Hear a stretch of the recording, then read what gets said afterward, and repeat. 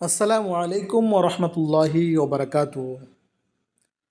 ہزاری روزوں کے بارے میں آپ لوگوں نے سنا ہوگا کہ نبی صلی اللہ علیہ وسلم کو معراج ہوئی۔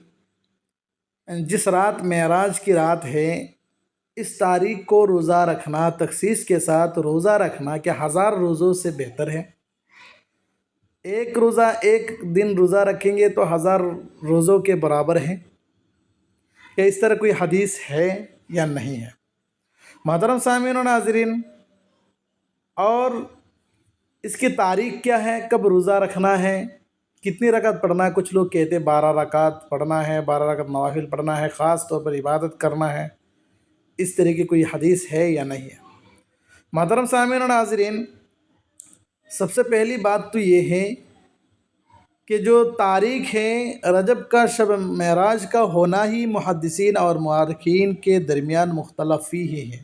یعنی اس کی تاریخ جو ہے نا، یہ کوئی کسی حدیث متعین کے ساتھ نہیں ہے کہ رجب کے مہینہ میں اتنی تاریخ کو اتنی تاریخ کو، یہ متعین نہیں ہے، اس میں بھی اختلاف ہے۔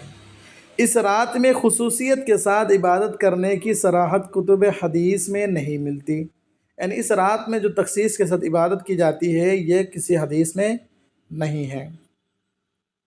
اور جو بھی روایت خاص شب میں عبادت کرنے کو ملتی ہے، وہ لائق استدلال نہیں ہے۔ یعنی جو بھی حدیث ملے کہ اس کتاب میں، جس کتاب میں بھی حدیث ہو، یہ استدلال کے لائق نہیں ہے وہ حدیث۔ البتہ اگر کوئی عام راتوں کی طرح اس شب میں بھی عبادت کرے تو کوئی مزہ کہ نہیں، البتہ خاص طور پر عبادت کریں گے تو یہ بدعت ہوگا۔ اسی طرح اس رات کے اگلے دن روزہ رکھنے کے سلسلے میں بھی کوئی صحیح روایت نہیں ملتی۔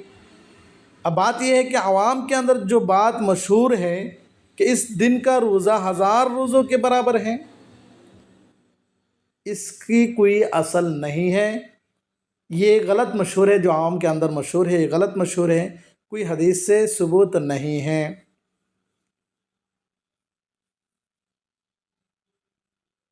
اور جو 12 رکعت کی نماز ہے، 12 رکعت نماز پڑھنا ہے، اس کی بھی کوئی ثبوت نہیں ہے۔ اب چاہے عام راتوں کی طرح جتنے بھی چاہے آپ نوافل پڑھ لے، کوئی مذائقہ نہیں ہے، لیکن خاص طور پر 12 رکعت شب معراج کی نماز ہے، معراج کی نماز ہے، اس طرح نماز پڑھنا یہ ٹھیک نہیں ہے، حدیث میں نہیں ہے۔